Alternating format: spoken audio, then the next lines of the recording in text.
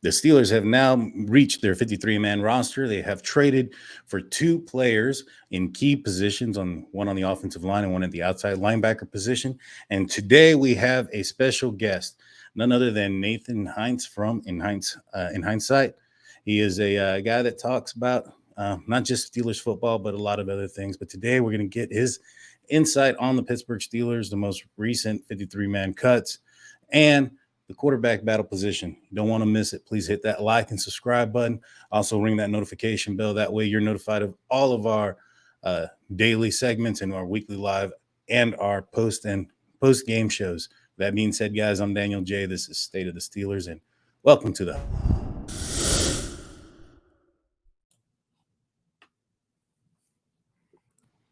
How's it going, Nathan? How you doing today?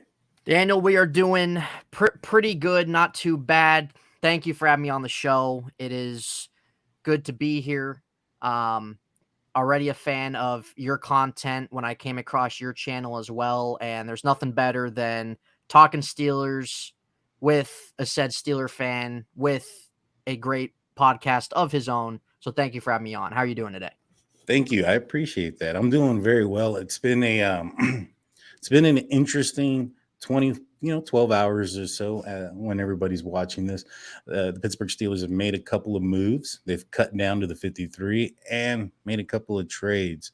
Are you excited about these trades? We'll talk about those first. First, the Pittsburgh Steelers traded for linebacker Malik Reed from the Denver Broncos and guard, maybe tackle, Jesse Davis from Minnesota. What are your thoughts on those two guys?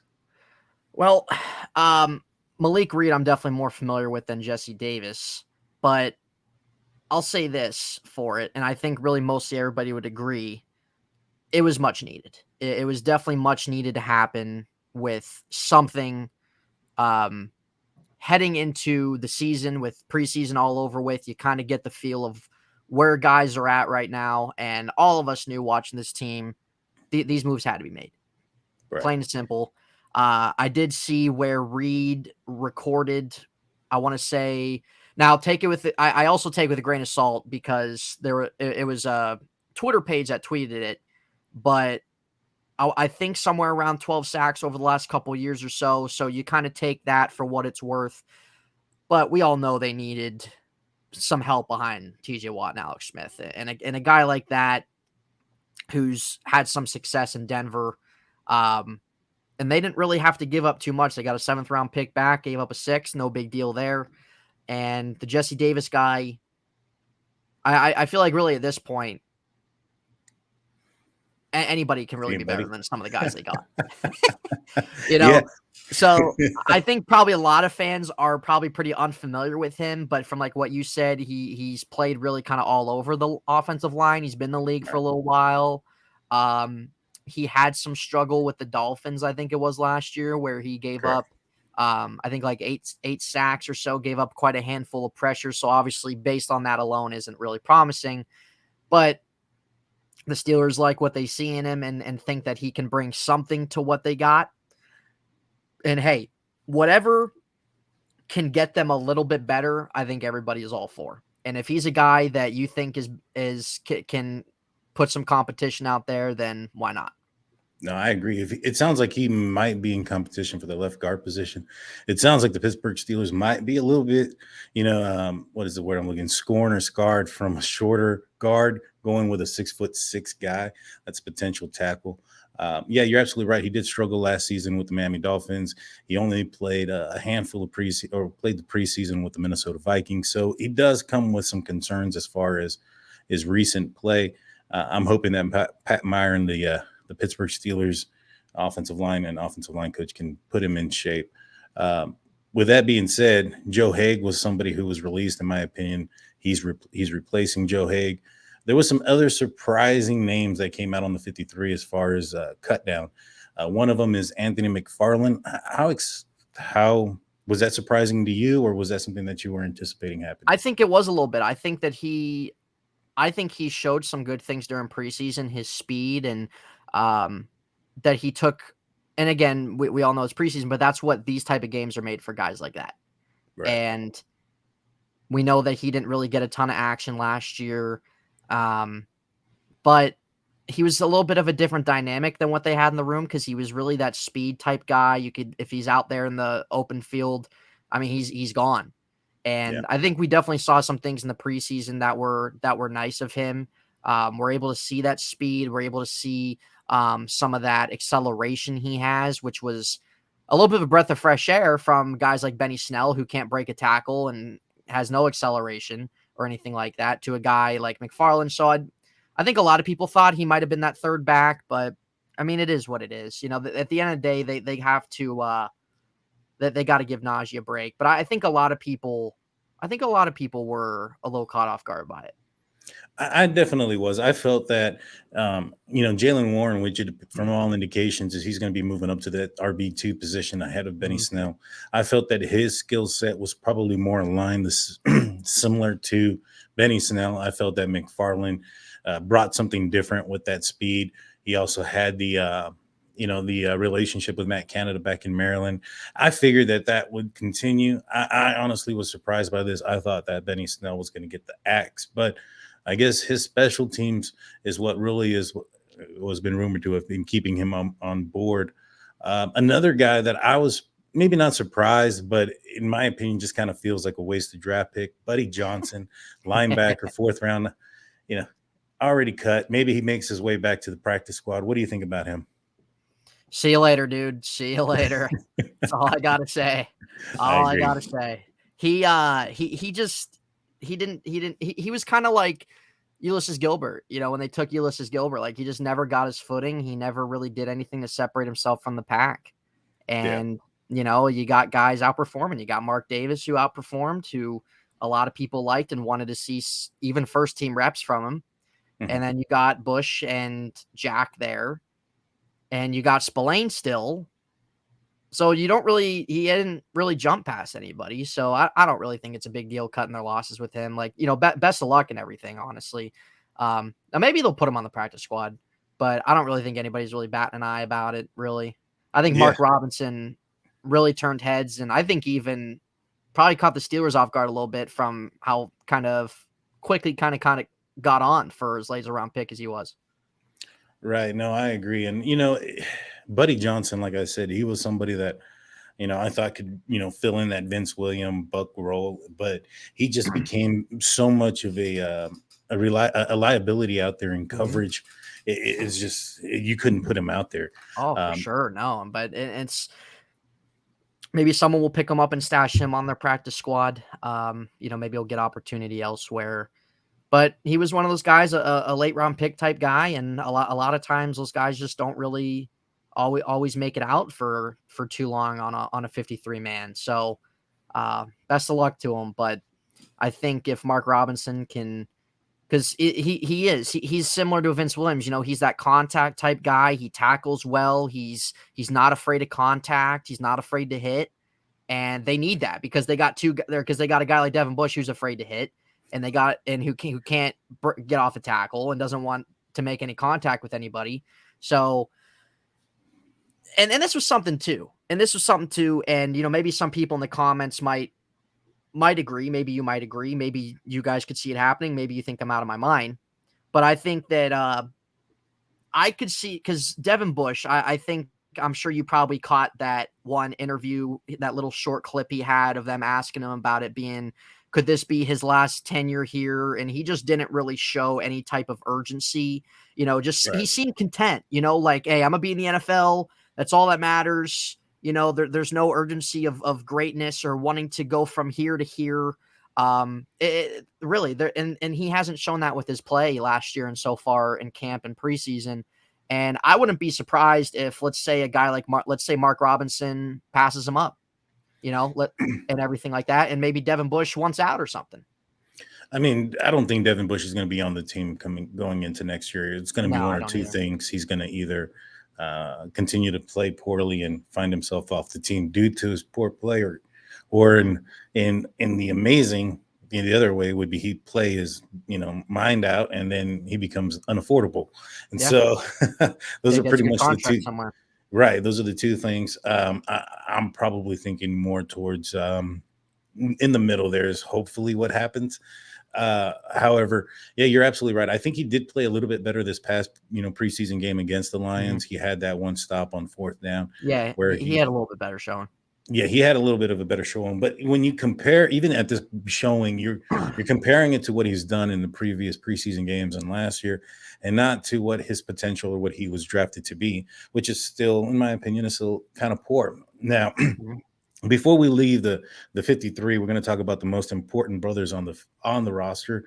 The Carlos and Khalil Davis both getting cut. That's crazy, man. That really is. That both got their walking papers together. Oh man, I mean, imagine that phone call to mom. It's Yeah. Yeah. Sorry, mom. Your boys are out of town. Sorry. yeah.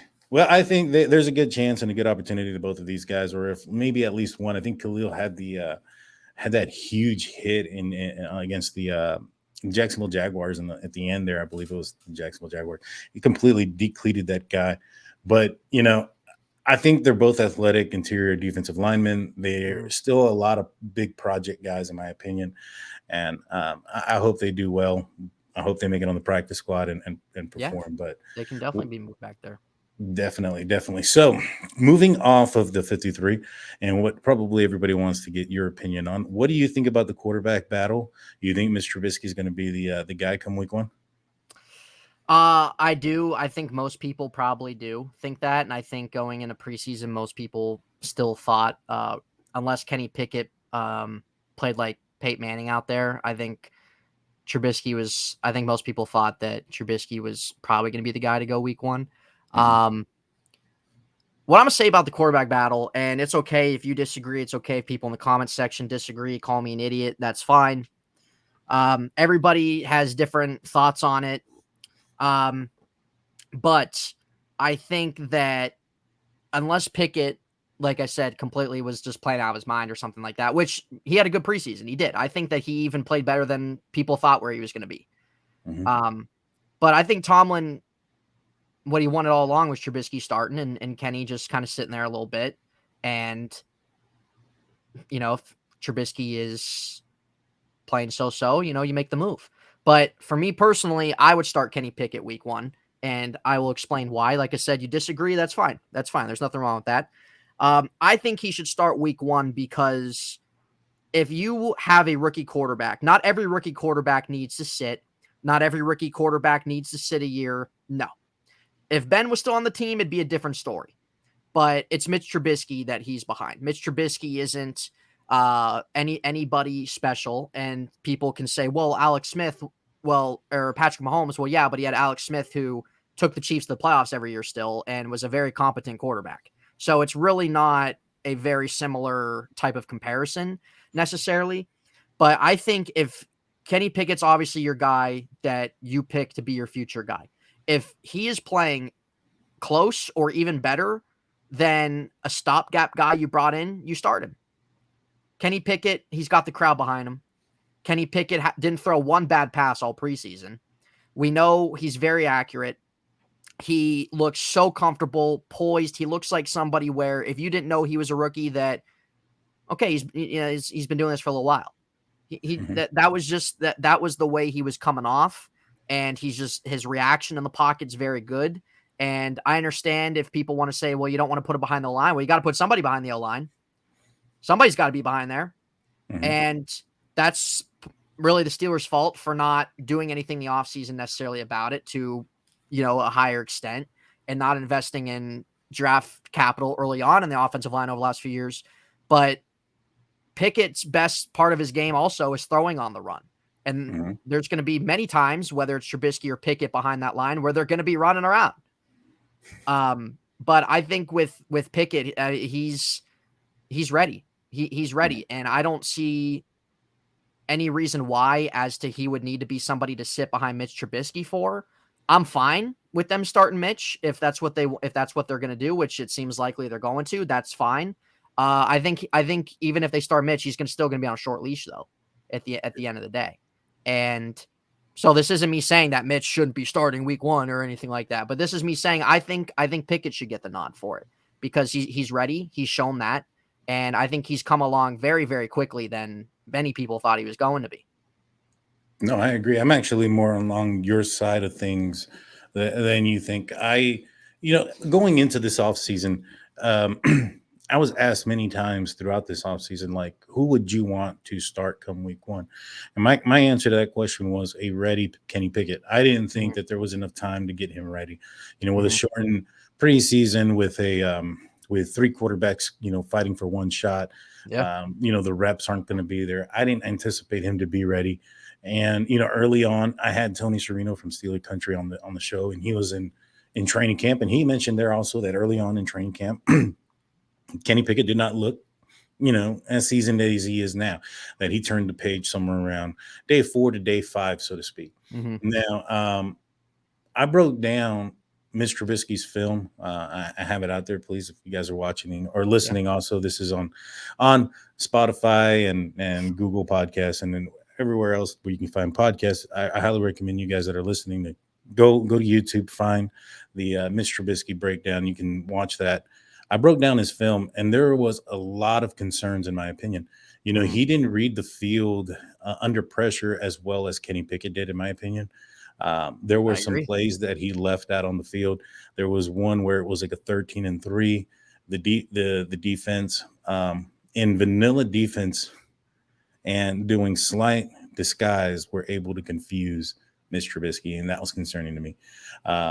The There was just a few plays, and I even went in there and, Mhm. and and talked about it in the podcast or in the show where I said I might be getting a little nitpicky on some of these things because some of the plays that he had one where it was a first down pass to Boykin for like 6 yards. He Mhm. had Gentry over the middle for like 12, 15, Right. and could have gone in. He just, it could have been nitpicky. I nitpicked the touchdown drive. The result was a touchdown. I just felt that ball placement could have been better in a few of those plays, Sure. but I'm with you. I think that if Kenny Pickett is ready to rock and roll, I think you put him in. Mr. Trubisky, 100%. he's not a guy that who was he last year that gives him the starting nod? He was a backup quarterback. He That's was it. not. Yeah, exactly. He didn't do anything more than Mason Rudolph did. In fact, I think No. Mason Rudolph did more last season because he participated in a full game Yeah. than than Mr. Trubisky did. Seriously. And so, And it's not a knock on Mitch. It's not. It's just the reality of the situation. Like Pickett played just as good, even better. I think many people think Pickett outperformed him. I And agree. Pickett, like what you were saying, like Pickett was reading the field a lot better, made smarter decisions, and we didn't even get to see Pickett's mobility this preseason either.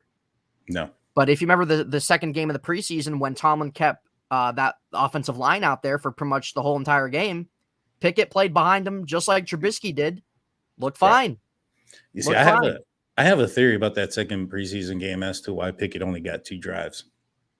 So in that game, Mitch struggled right Mhm. against the Jacksonville Jaguars. The Yeah. offensive line struggled tremendously. Yeah. They were Kenny brutal. Pickett came in and in reality in both drives because the first drive was stopped due to a holding penalty, but he had one of the best throws he had the entire night on that play. My opinion is uh, Kenny Pickett was in with the varsity league at that point. Mhm. Come outside of the half, come back on the other side of halftime, he's going to be going up against the second stringers. So he's Yeah. going to even showcase even more. So Mhm. at that point, his brightness will be so bright. Um, how can you not get into a real quarterback battle at that point? I Yeah. think he was limited because of how well he showed. And it's one of those things where I've asked a few people, is like, I think that the Steelers are putting Mitch Trubisky in a lose-lose situation unless he goes out there and performs well above his line. Sure. Mike Tomlin put it out there that this is a quarterback battle. He hasn't announced yet who is going to be the starting quarterback come week one. Everybody is, they're 50-50 when you really look at it. If he starts to struggle, questions are going to be coming in from the media, from the fans across the board. It's going to end up not just go to Tomlin, but also to the other players in the locker room. Yeah. At some point, it becomes a distraction. And when do you think, if Mitch Trubisky does start week one, when do you think if he stumbles, how short is that leash? When do you think they pull him out?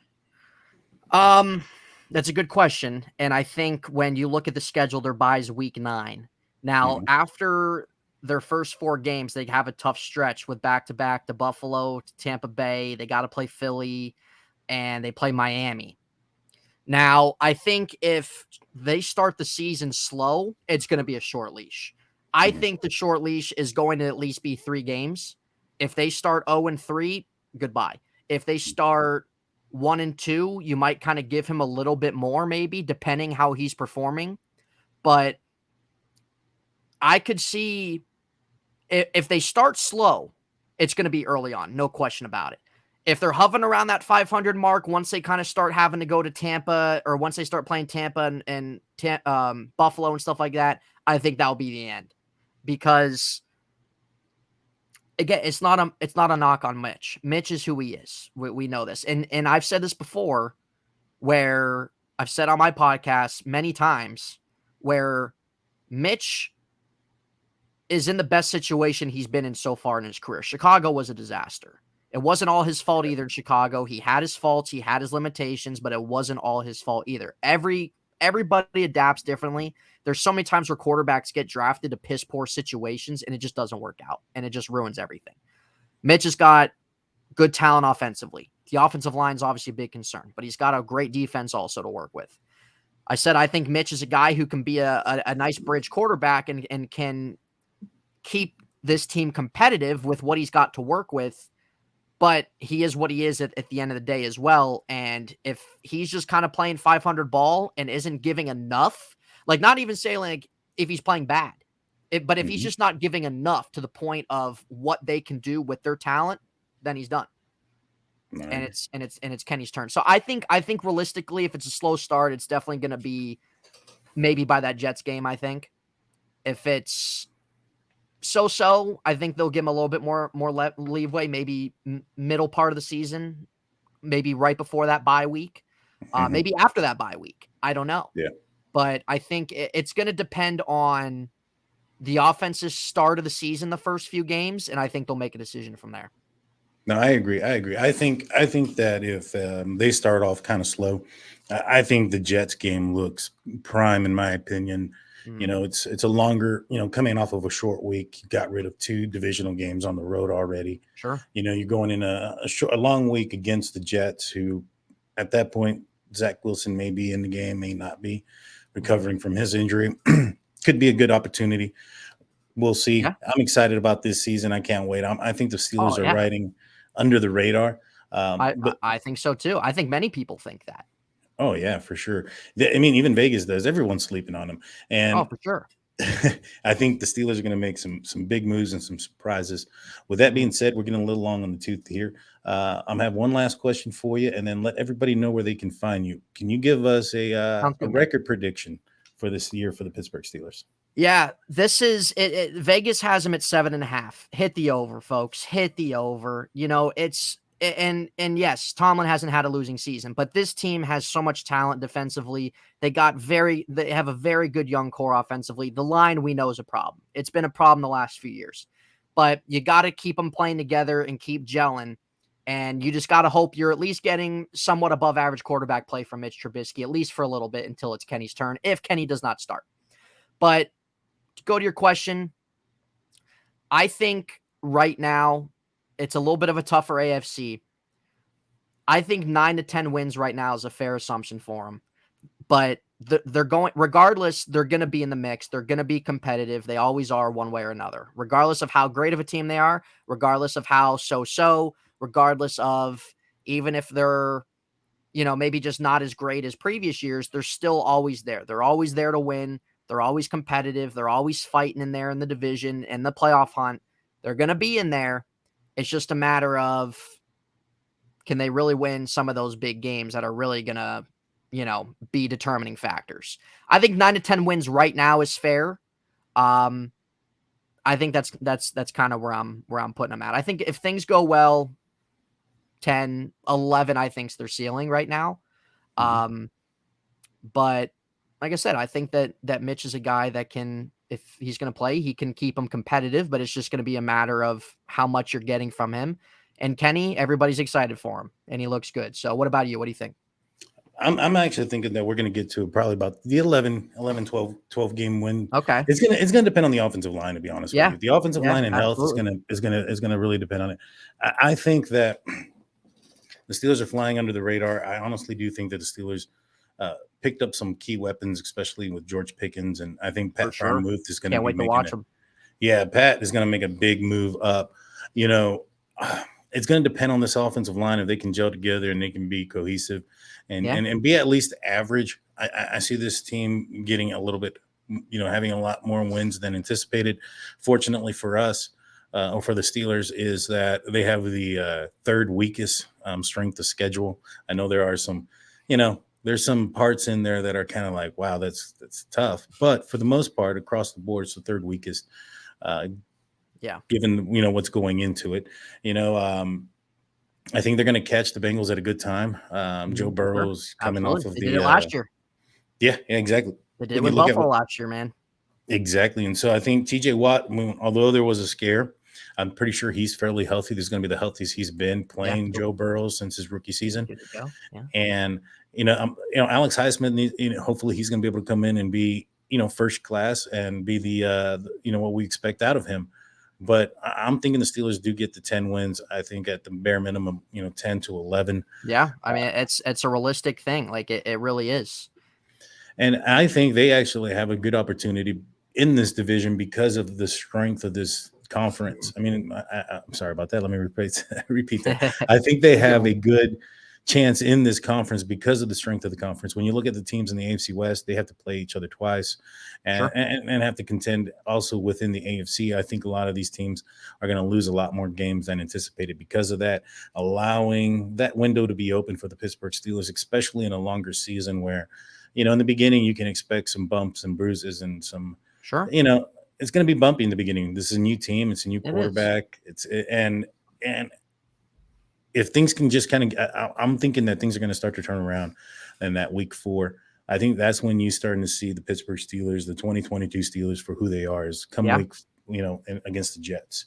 Yeah. I think they'll have a little bit of a slow start there offensively to start the year, and they're gonna get better with that. And I think they'll get better as a team overall too, as the season keeps going on too.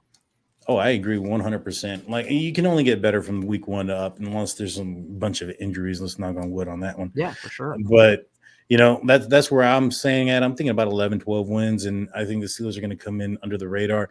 I think that leash on Mitch Trubisky is a lot shorter than a lot of people think. When you go 100%. back to 2019 and you look at what the Pittsburgh Steelers had then, they lost Ben. They had 2 quarterbacks on the team.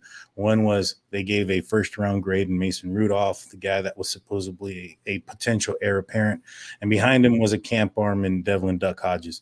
After a 3-game winning streak, Mason goes into, against the Browns, has a horrible game, and then the following game has another half that's horrible against the Cincinnati Bengals, and they pulled him for a camp arm. It was 6 weeks after a 3-game winning streak, just because they were in contention. Mike Tomlin doesn't do the whole politics thing where, if this guy is making this amount of money, he's going to play because of it. He's going to play who's going to be the best. What can you do for me, man? We're here to win ball games. Exactly. One of his favorite sayings is, "I don't care how you got here, as long as you got here. Now let's see what you got." It's a great thing. He's a great coach, and it's going to be a fun year. I think it's going to be fun. It's going to be a little different, but it's going to be fun. There's a lot of things to look forward to. The last 3 years, the Steelers have been flying on the radar. People have been crapping on them. Look what's happened. They're made the playoffs, won the division, stuff like that, and they'll be right there as well again this year. I agree. I think they're going to be in the dance, the playoff. I don't know if they'll be in the Super Bowl, but I do think they'll be. Will that be something? Kenny Pickett take them Super Bowl's first year, man. That would. I mean, could you imagine? Oh my God, the fanfare he's got already. Just imagine that. Exactly. The Kenny Chance would be going through at Acrisure Stadium throughout the summer until the next season. Kenny And franchise. So, you know it. So with that being said, guys, let everybody know where they can find you, Nathan. Yeah, you guys can find me on my YouTube channel, In Heintz Sight, as you'll see on the screen, my last name right there, In Heintz Sight on YouTube. I'm also on Spotify as well, the same title. If you want to give me a follow on social media, I have a Facebook page, In Heintz Sight on Facebook. My Twitter is all in the links under my videos, but it's Nate_Heintz, my Instagram, Nathan_Heintz, because I'll post things with my channel as well in terms of, when I post things and stuff like that. So if you guys enjoyed listening to me alongside Daniel here, feel free. I would always appreciate your guys' support. And I'm just a channel myself, just trying to keep growing, interact with Steeler fans, football fans, fans of any kind. And we'll love to get people interacted on my show as well. So feel free to head on over there. Awesome. Everybody, please go over there to Heintz site and give them a subscribe and a follow. With that being said, guys, I'm Daniel J. This is State of the Steelers. Peace.